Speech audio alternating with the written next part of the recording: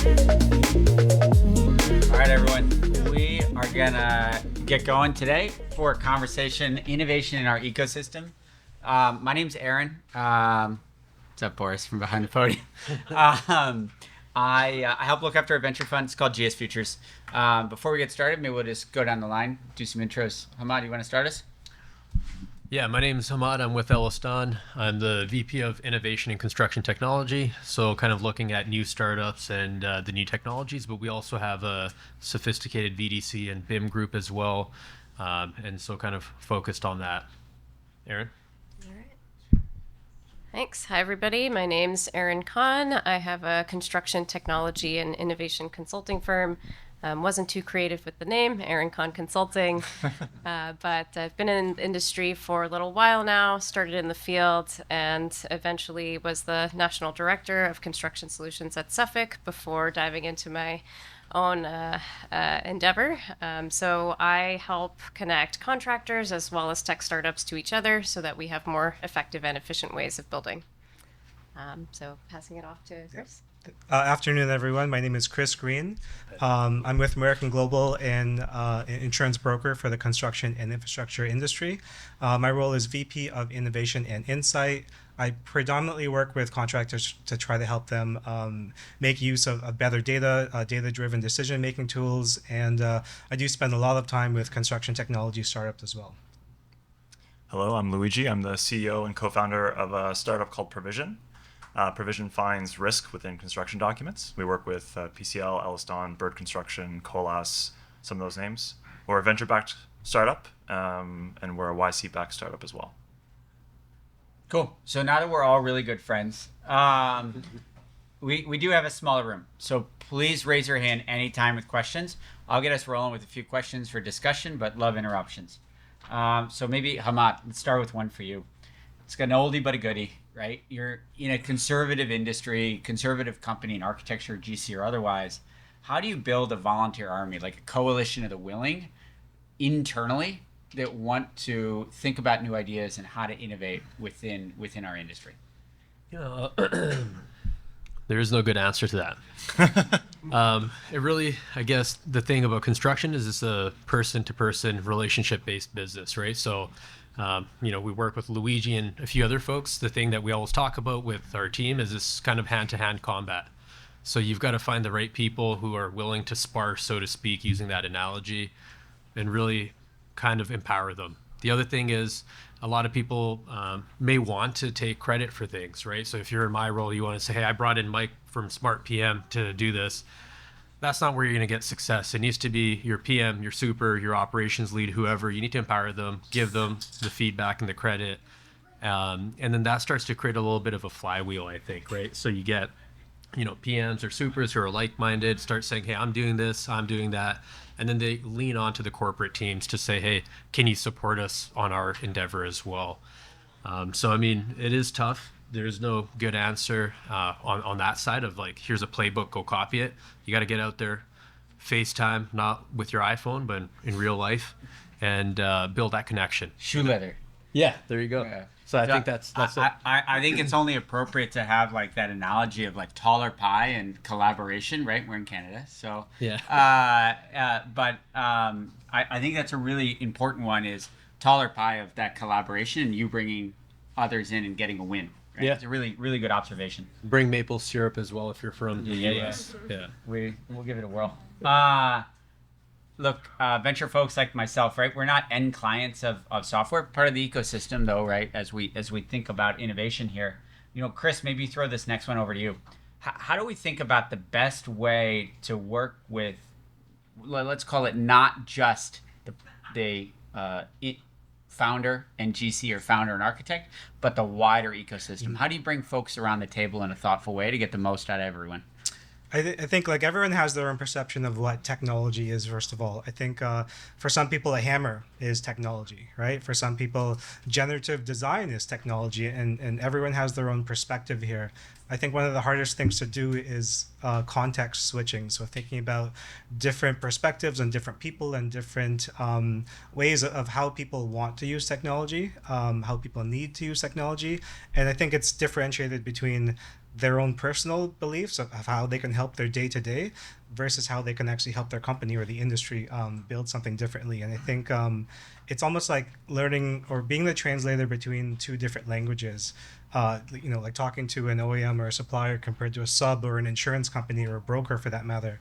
You have to kind of learn how they speak, how they converse, and be the translator between multiple different sets of people, right? So it takes someone to kind of take the lead on to do that. It takes a level of expertise to have across the industry in many different facets of the areas that we work in, and becoming that bridge or that translator between this is how you speak versus this is how I speak, and this is how we can use technology to help us both, right? And having the expertise across the arena, I think is the biggest impact that we can have potentially. And it's about the adoption of excitement, really, because if you don't get this guy excited, then he could be the stopgap between everyone else kind of coming together and launching technology or innovation across the board.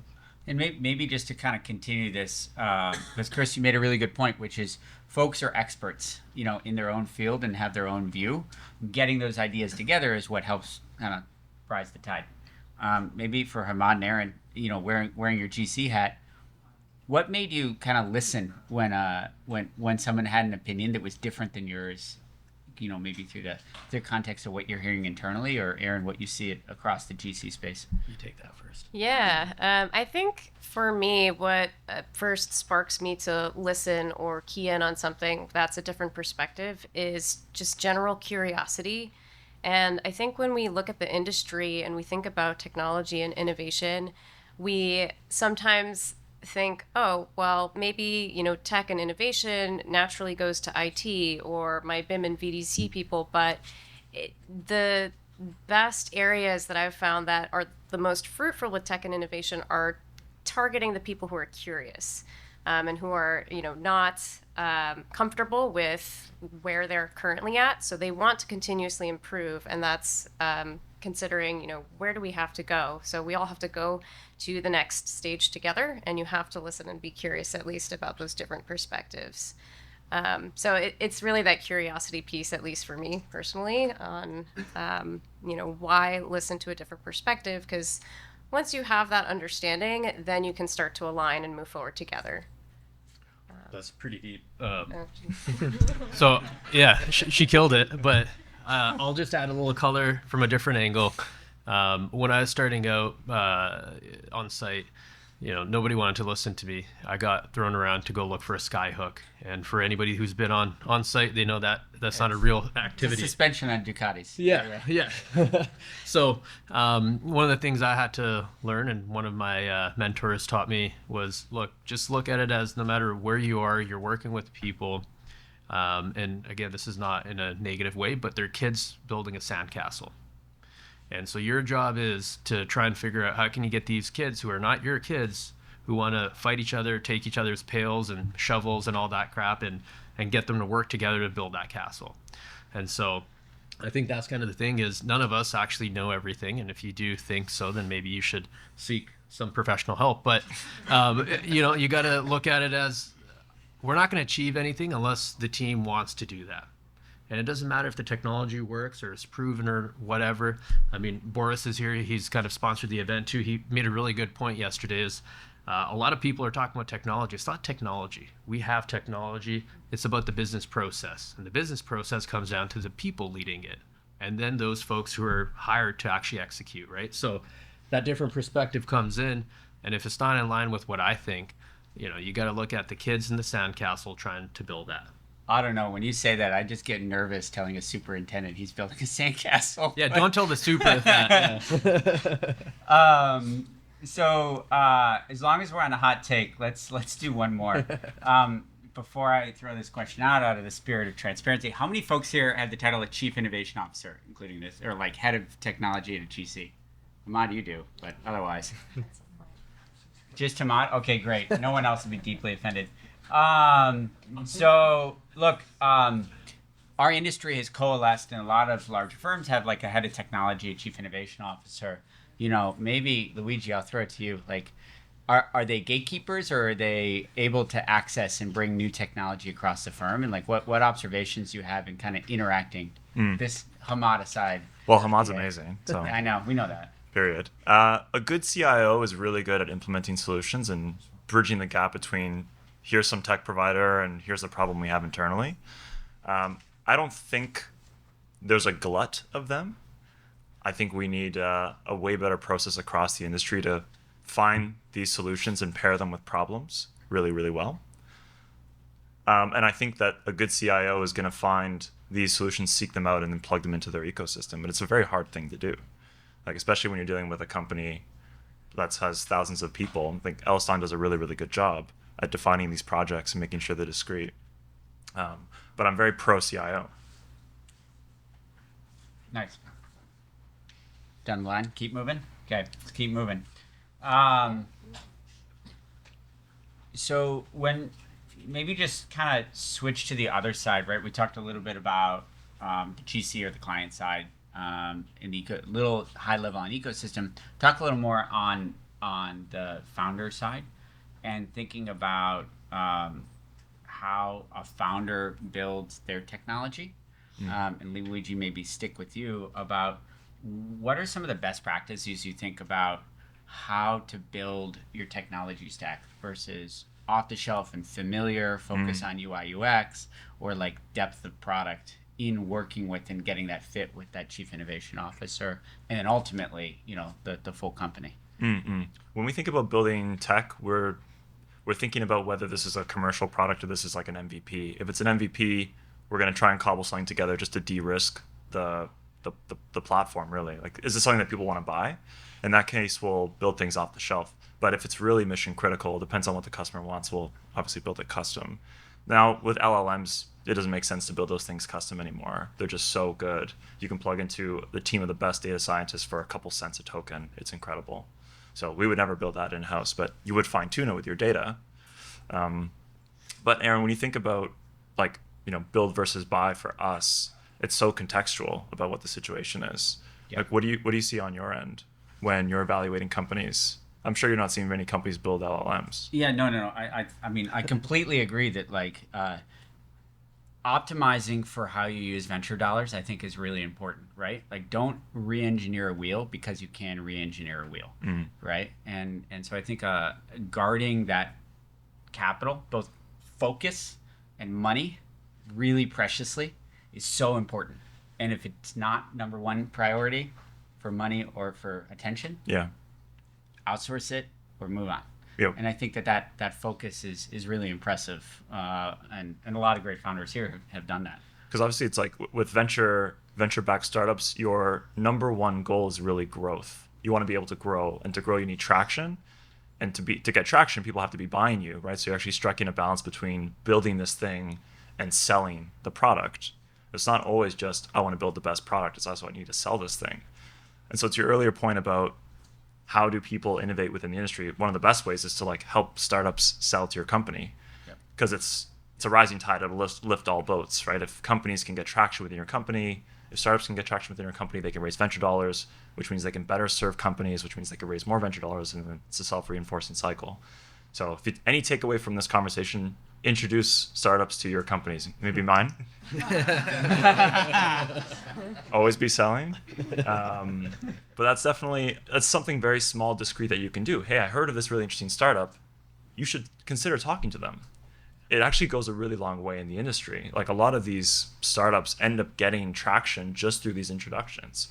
Erin's very good at saying, Luigi, you should speak to Chris at American Global, or you should speak to someone at NFP, or you should speak to someone at this firm. And that goes a really long way. Yeah. It's hard to meet in the middle. I think, you as a founder, maybe someone working on the business side, Hammad, you brought up focus on your business processes. You can do that, but I think you can either do that first, or you can go look at tech solutions first, right? But it's always hard to try to match the two together, because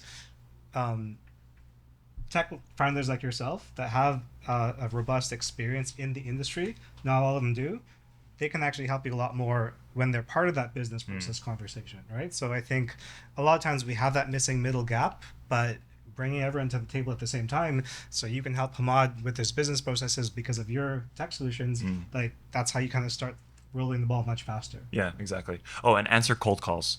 If someone cold calls you, just give them 10 seconds. You know, it self-selects for somebody who knows what they're doing. It's election season south of the border, so this is Oh, really? not good. Don't answer the calls that you don't recognize. Yeah, that's right.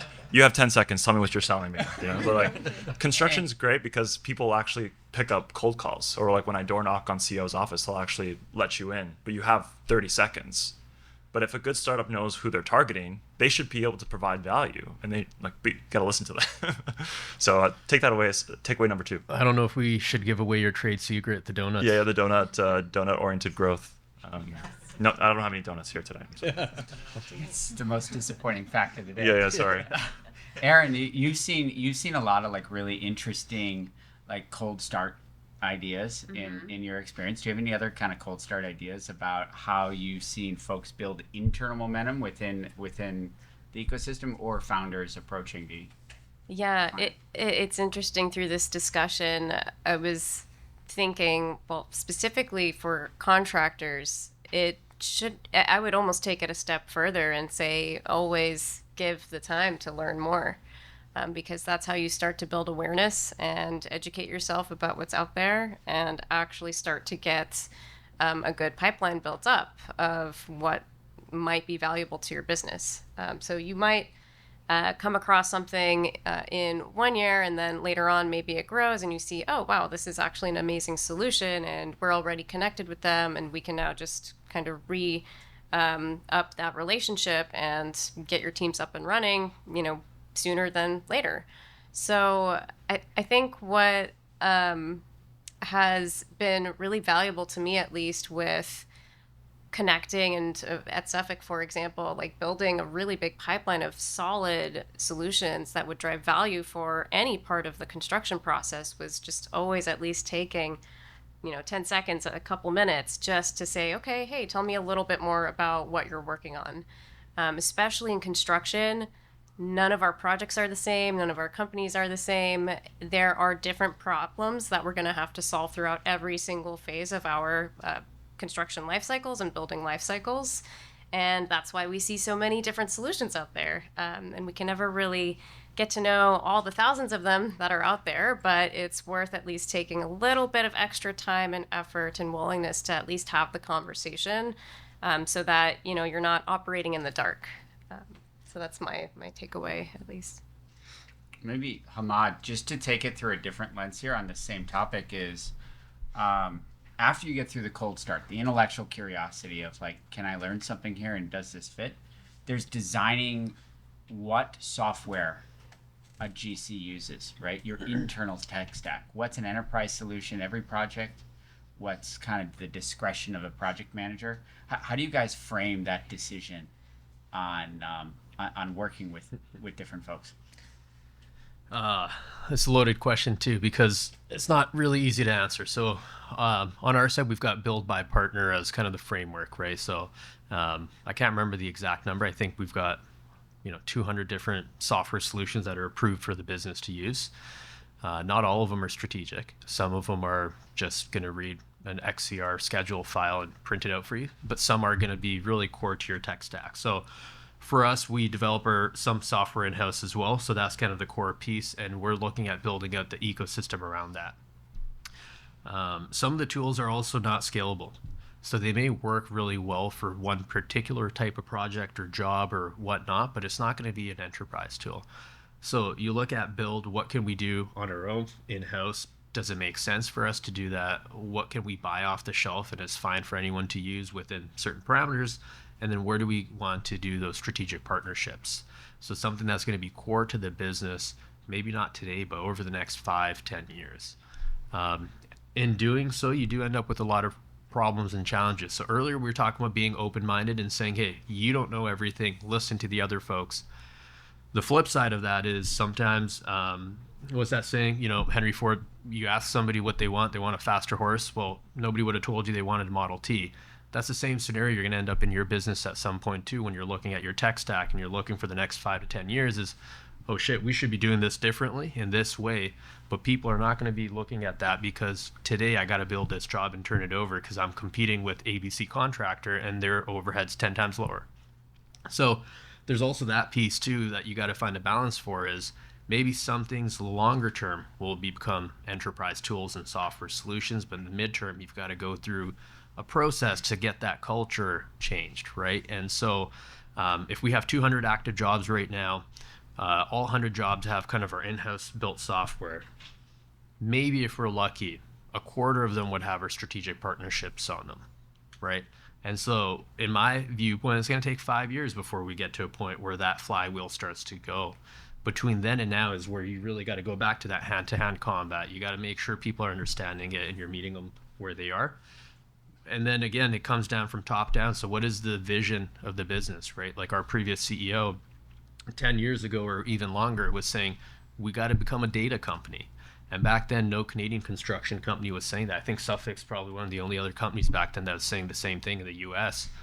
Now you look at it, everybody is thinking about construction as a data operation, right? So there's also that top-down approach. You cannot replace that. If you don't have that support from the executive suite down, no matter how much you do it, you're not going to be able to get that to scale up. So there's luck, there's a little bit of foresight and vision, and there's also understanding you're not going to get to the end goal, and it's okay. It's going to be a bumpy ride. So okay to get hit in the face every now and then, but as long as you have that clear picture, I think you can kind of really build that tech stack out.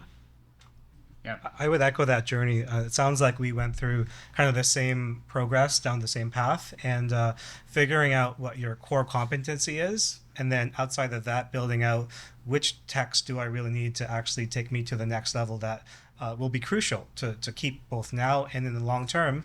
And then outside of that ring is who can I kind of plug and play depending on, am I doing a civil project, a school, a road, or whatever the case, that you can kind of plug and play, right? So I think that solution, first of all, going through a workshop like that, even with my own company, it's going to give you a headache. You're going to need a whiteboard, lots of coffee, and a lot of people with different perspectives thinking about what is your core competency, what do you want to get to, and it also takes this feedback loop of, okay, this is after looking at your back, is it working? How can we refine? How can we adjust? And that's to me how you build out a proper tech stack.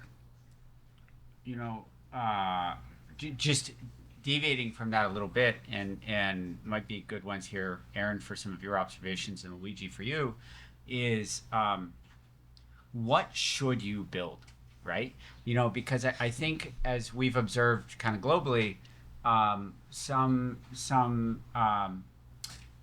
construction ecosystems, particularly in Asia, build it internally, have internal R&D facilities that are much stronger. Certainly my LP does, Kajima does, many others. Really, really strong internal innovation ecosystems, and they're very strong at building new ideas with their own resources. North America tends to lean toward partnering and continuing to work with a startup ecosystem in order to bring industry relevant, but sometimes not company resource or adjacent talent into the space. What ideas have you chatted about, Luigi, maybe in some of your customer journeys of, hey, we could work to build part of this, but not all of it, as a competing good, or Erin, that you've seen in people framing, hey, maybe we should build it versus buy it, maybe where that went well or where that's really hard. Yeah. I always come back to, find the thing that is going to change people's day.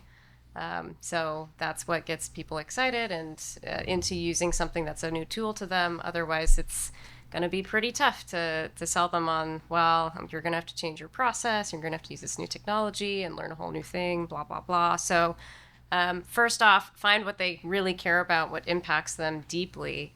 And then as for the question of it's pretty much build versus buy, I usually kind of say rule of thumb, probably better to go out to the market and see what's already out there. So some contractors can pull it off where they're able to create these good tools. But more often than not, like contractors are like builders, we're good at building structures. We're not necessarily good at building tech solutions or software. So there's a whole another specialty skill that comes into play, and there's a big learning curve with that, right? In some cases, though, it is warranted to build something specific internally, where you either have like a proprietary business process or something that is extremely unique to your business goals and objectives that you're just not going to find anywhere else. So that might kind of force you into looking into that internal build mechanism. But for me, I would typically lean on the side of see what's already out there, because those teams are super sharp. They've got a niche skill set that's brought them to where they are today, with kind of being able to be on the market and take that risk and put their product out there. So, and it's usually cheap. It's usually cheaper because you're benefiting from the R&D cost that's subsidized across every single customer that they've ever had. But there are some exceptions. I think like there's some software that's probably table stakes that probably could be cheaper. Now there are companies who are trying to say, instead of paying us a SaaS-based fee, just pay me once for a Slack clone, and that's probably better for everyone, to be honest. Like you don't need to pay it in perpetuity for 10 years. If you are gonna build it internally, you should be very honest about whether it's performing as good as what you can get in the industry, like on a cost equal basis. So speaking from Provision's perspective, we did go head to head with an internal solution at a European contractor, and we were competing with their internal data science team and basically evaluating Provision's answers against those answers. And the innovation team was just very honest about which were better. It ended up being us. And so as long as the innovation team can have a very clear view of like what's the actual KPI, what is this going to revolve around, then that's great. And there are going to be some things where they probably use their internal data to make a better product. But it's going to be so specific to the situation, I think. Pomerleau does this well too. Pomerleau has an internal innovation team, and they build certain software, and they're using their data to an advantage. And that's great. It's very specific to their bidding process. So does EllisDon. EllisDon does this very well too. So yeah, it's kind of a boring answer, but it really depends. Yeah. Well, hold on. Let's turn this on to Erin. How does venture capital screw this up? Because you guys are trying to get returns out of the startups that may not go to the lowest cost for the actual end user. How does... Okay, so I used to buy software lost you once. when I we used to screwed buy up. software once. I'd pay it. I had that license. I would just pay my maintenance. And now it's SaaS. And now everything's SaaS. And now, to Luigi's point, maybe we hire somebody to build a one-off solution, and then I don't have to pay that residual for the rest of my life. First of all, I wish I invented SaaS. Man, I would not be sitting here. So why do we move to the SaaS model, right? So every big company did that, right? It's because like publicly traded equities love recurring revenue, and that's easy to value, right? So it's like simplicity, is the punchline of that. We're not fancy people. We just like easy math.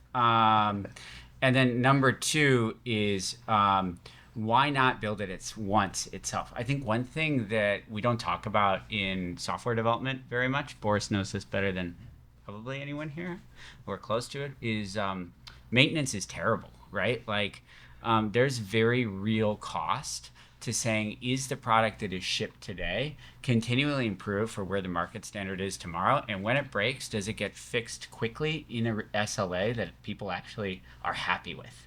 And so one thing that SaaS has done versus one-time purchasing is it's done a really good job aligning on future progress of software build that I think is aligned to a customer's interests.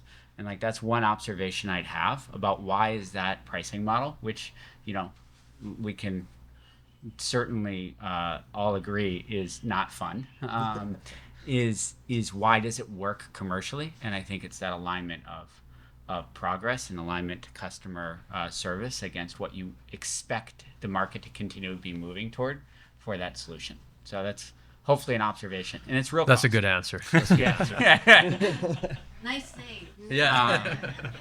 Not my first rodeo. There should theoretically be some benefits too. If you're going to be hosting a server, Yeah. there are real costs associated with hosting a server. There's a security Totally. implementation from hosting your own servers, or from having servers actually physical in house. Yeah. So most companies have moved away from that. Yeah. But if you're paying for SaaS, you're also taking advantage of the cloud. And then ideally, the software is getting better over and over again, ideally. Like Jeff Bezos did this amazing, right? There's so much economic surplus from Amazon. You know, I can order something in one day. It's incredible. And I have two ex-coworkers here who know that if you have a server in your basement and a squirrel chews through a transformer, it will shut the company down for an entire 24 hours. True story. So like resilience. Which company? I cannot acknowledge that. But it was 10 years ago. So no, like there is a question of resiliency and redundancy too that I think is a good point you make along with security. But if you're buying software and you're paying annually and you're not getting bugs fixed and it's down a lot, then that's a big problem. Read your SLAs. Read your SLAs. That's right. So maybe just Chris, pivot over to you, right? When you made the intro, you talked a little bit about, hey, a part of how you think about our industry is how does technology enable collection and understanding of data in a more granular manner to influence outcomes? Would love to hear from you. What are the best practices on thinking through what data should I care the most about? How do I prioritize data? As regardless of your role, architect, owner, engineer, etc. First of all, I want to say like it's okay to be failing at this right now, because I think a lot of the largest companies out there don't have a good handle on data, on decision making, using that data, or even data collection for that matter. And I think it's always been a big problem. So I think we need to give ourselves a pass on that, and kind of just get back to the point where we're looking at this at what is the foundational solution for what I'm trying to achieve. We've heard the term drowning in data, tech exhaustion. All of that stuff is a real part of our industry right now. And I think each company needs to kind of go back to the drawing board.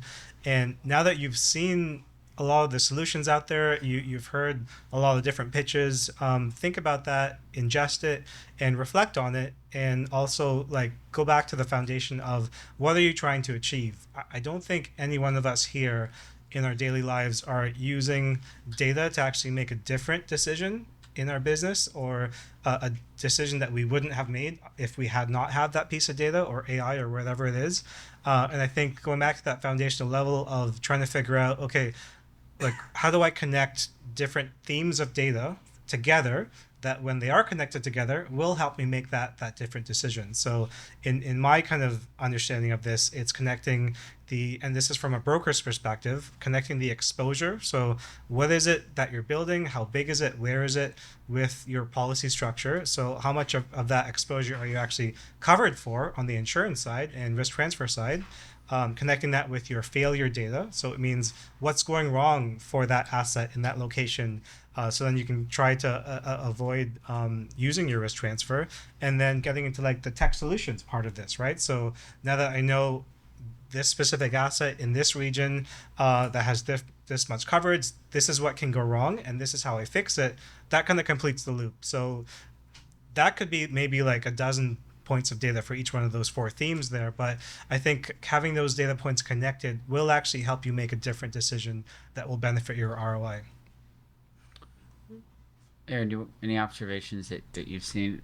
That was really well said, Chris. But I guess one other piece I was thinking of, like kind of taking it back to the contractor side, I think we still have like a pretty big gap in data literacy.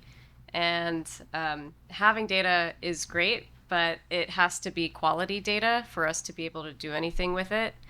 And time again, I've run into this myself on my own projects, or even like managing teams recently, where they just don't understand that what they put into a certain platform means a lot.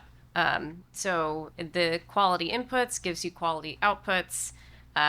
Garbage in gives you garbage out. So there's a baseline level of education I think that we kind of need to provide a little bit more of when it comes to data on the operational side specifically, so that we can get those insights and essentially make better decisions. So we're going to be as limited as our team's understanding is of the data importance. garbage in, garbage out reminds me of a famous quote, which is "faster horse out to Cybertruck. How do we get here?" So, Haven't heard that one before. yeah, neither would I. Just made it up. Aaron just made it up. So Luigi, maybe just move over to a founder perspective. What type of data do your clients typically ask for on a post-mortem basis, if anything? Nothing. They don't really ask like after. Let's say they don't use us anymore. Oh no, not the immediate decision of using your software to make a decision on a contract, but like after you have a bunch. Right. How do they look at aggregate information? Customers usually want to see trends across their documentation and their projects, right? How many projects have no cap on a limit of liability, for example? Is that part of our risk profile? That's very standard. They want to see aggregate information across their portfolio. To your previous question, though, I have a bit of commentary on it. I do think the market has figured out ways to help you get value of your data, and it probably makes sense to ask companies you're dealing with, how can we get better insights from our data? Right. So like American Global has a very forward-thinking strategy on using data. And so we have a very forward-looking perspective on using our customers' data to help them. And so consult us, because it's really hard to know your problem and to know what data you have and to know what to do with your data. But the companies who've been thinking about this and how to commercialize it, they generally have an idea of what they can do to commercialize it and help you. Intellectual curiosity rears its head again. Yeah, Right? exactly. My colleague Yaniv is here, and he and I were having a drink last night and had a chat about like how do you incentivize getting clean data in, right? Like one of the biggest headaches is we're a distributed industry, and it's not fun doing hands-on keys work to get information into any management system, right? Procore or otherwise. Have you guys seen good ideas on how to actually get data entry? Yeah. Whoever has executive power needs to be incredibly harsh. Yeah. And say this is the path. Yeah. If you have half-baked buy-in, it's not going to work. It has to be basically from the top, I think. Yeah. Or have AI do it for you. How? I agree. Yeah. Well, we'll see. We'll see how. I guess, but I'll be on vacation at that point. yeah. I mean, yeah. Other than having kind of militant requirements and locking in data fields so that you are forced to do structured entries, it's pretty tough. What about like daily logs? Like even like daily logs, submittals, RFIs, right? Like they're often not like what you wake up in the morning like. So Yes.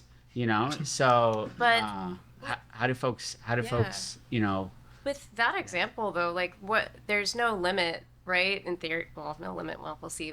In theory, to what an AI could potentially do. So if you're just speaking, hey, today I did this, I did that, or it's able to see and is trained to understand what's around it, why can't it just write that for you? You say, okay, looks good, and then submit. Yeah. Right? I mean, So it is a cultural shift.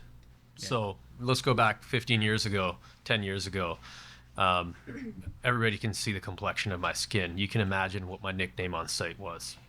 Today, if somebody called you something based on the color of your skin on site, it wouldn't fly. So it took us 10, 15 years across the industry to get to a point where we're a little bit more careful with the words that we use and how we treat people.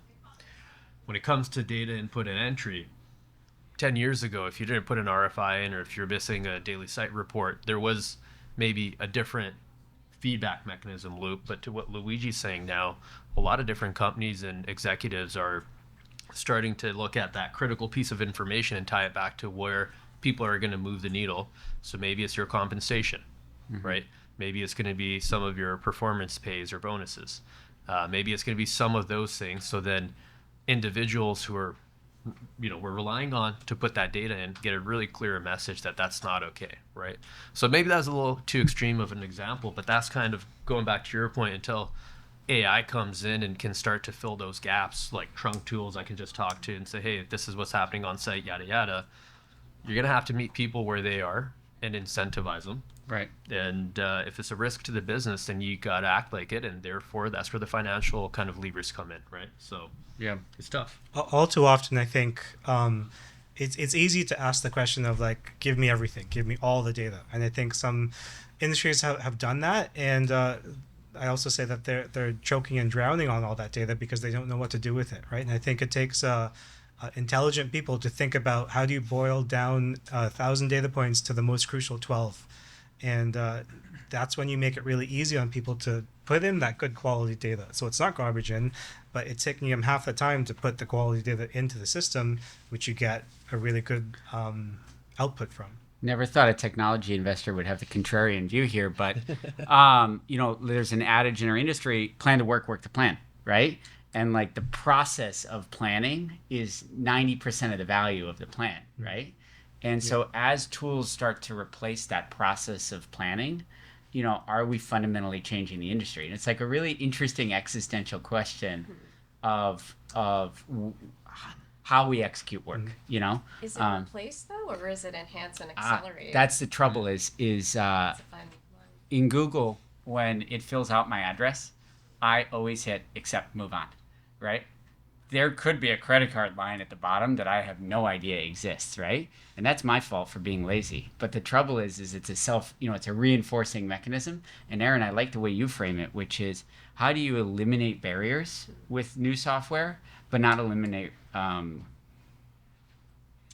validity. Integrity yeah, is a better word. of what we're doing. Yeah, cool. We beat that horse dead. Let's go to audience questions for the last 5+ minutes here. Anyone at all? All right, Mike. All right. Question on the internal process when deciding on technology. Sometimes I feel like it takes a little bit too much time. And I want to figure out what can we do as a technology provider to move quicker through that process of giving the product a try. You want to jump in after? I think, kick it off. One size doesn't fit all. It's really tough. There's tools that we want to deploy as an organization, and maybe we might have some challenges there. Maybe the reason is we know it's good for us corporately, but when it comes down to implementation and all that kind of stuff, is too big of a cultural shift. Other tools may come from the field up saying, hey, we really want to use this thing.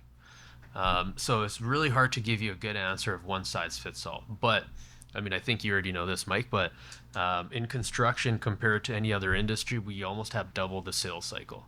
So the Sales Institute of America, or whatever it's called, on average 9 touch points before you convert. In average industries, most people give up by the 4th touch point. Construction, and you guys can jump in here too, probably you're going to have to double, triple, or quadruple those touch points. And then you add into the point of that project by project nature. If you don't have that top down, it becomes really hard. One of the tools, we use Timescapes as our time-lapse provider and partner there. That's taken us 2 years to get to a point there, even though we had all the buy-in, all that support and everything. We use other tools as well, like Provision, which kind of took off like wildfire, to be honest. We had a very close cohort that was only allowed to use it, but all of a sudden the people themselves were just talking about it and it just blew up. So it's really hard, proactively to say, hey, is this tool going to be kind of like Provision where, it's going to just explode, or is it something that we're going to take 2 years to kind of build into the way that we do business? With something like Smart PM, I think part of it is the proof's in the pudding. So when people actually see what you guys are providing and doing, it's very hard to ignore. But for a lot of the times, we don't get to see that from a lot of the vendors. We get to see just that typical marketing pitch kind of stuff as opposed to the output that we would get, right?